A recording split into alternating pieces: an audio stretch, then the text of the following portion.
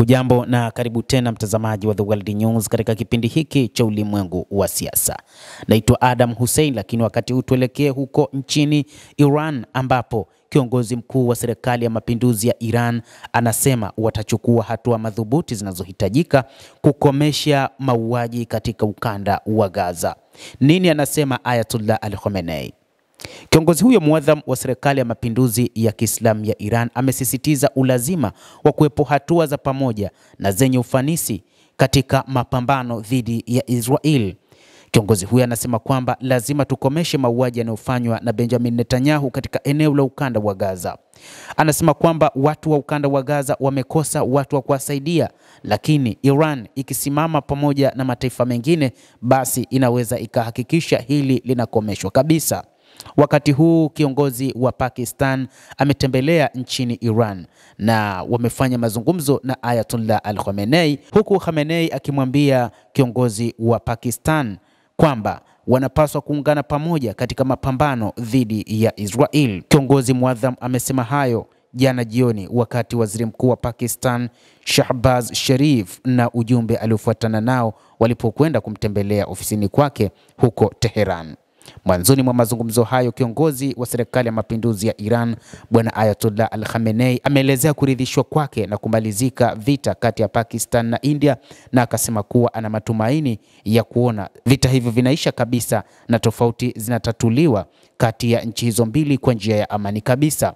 Lakini vile alimuelezea Bwana Shahbaz Sharif, waziri mkuu wa Pakistan, kwamba ikiwa yupo tayari wanapaswa kusimama pamoja katika mapambano dhidi ya Israel ambayo kimsingi inaamua kuua raia wasiokuwa na hatia katika eneo la ukanda wa Gaza, akikumbushia uwezo mkubwa wa umma wa watu wa Pakistan na wa Iran pamoja na eneo zima la Mashariki ya Kati, hasa mataifa ya Kiarabu na ya Kiislamu.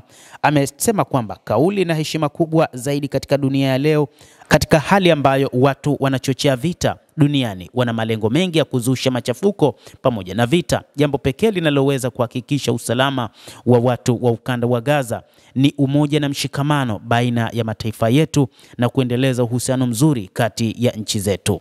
Ameitaja kadhia ya Palestina kuwa ni suala la kwanza ulimwenguni katika nchi za Kiarabu na za Kiislamu, huku akishiria hali ya kusikitisha mno ya Gaza, akisema hali ya Gaza imefikia mahala ambapo hata watu wa kawaida wa Ulaya na wa Marekani wanaandamana dhidi ya serikali zao.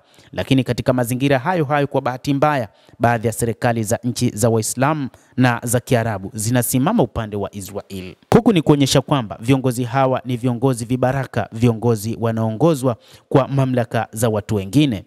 Aidha, Ayatollah Ali Khamenei amesema kwamba Jamhuri ya Kiislamu ya Iran pamoja na Pakistan zinaweza kuleta manufaa makubwa ulimwenguni kwa kushirikiana na kulitatua suala la Palestina. Kiongozi huyo wa serikali ya Iran amesema pia tuna matumaini makubwa kuhusu mustakabali wa ulimwengu wa Kiislamu na matukio mengi yanayothibitisha usahihi wa imani yetu.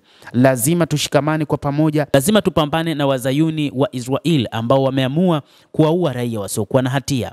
Katika mazungumzo hayo ambayo yamehudhuriwa pia na Rais Pezeshkian, Shahbaz Sharif amesema kuwa amefurahishwa sana na kukutana na kiongozi wa serikali ya mapinduzi ya Iran, akipongeza nafasi chanya ya Jamhuri hiyo ya Kiislamu ya Iran katika kuzima mgogoro uliozuka kati ya India na Pakistan, huku akisema kwa bahati mbaya jamii za kimataifa hazichukui hatua madhubuti kukomesha manufaa ya ukanda wa Gaza. Mtazamaji wa The World News, moja kati ya sababu ambazo zinatajwa kwamba Iran ilipiga hatua katika kumaliza vita kati ya Pakistan pamoja na India ni katika kutazama namna moja ama mbili. Namna ya kwanza ni kile kinachotajwa kwamba Pakistan ina uhusiano wa karibu sana na Iran, lakini pia India ni moja kati ya mataifa ambayo yapo katika jumuiya ya BRICS, na hivyo Iran ikiwa ni mwanachama imeona njia sahihi ya kutengeneza mazingira baina ya mataifa haya mawili ni kutatua mzozo wao. Licha ya kwamba mzozo huu bado unafukuta ndani kwa ndani, haujapata suluhu la muda mrefu, hasa kutokana na kugombea eneo la mpaka la Kashmir. Kuhusu hili tutakuja kukujuza hapo baadaye, lakini endelea kuwa nasi, usisahau kulike, usisahau kucomment, kadhalika na kusubscribe channel hii. Naitwa Adam Hussein.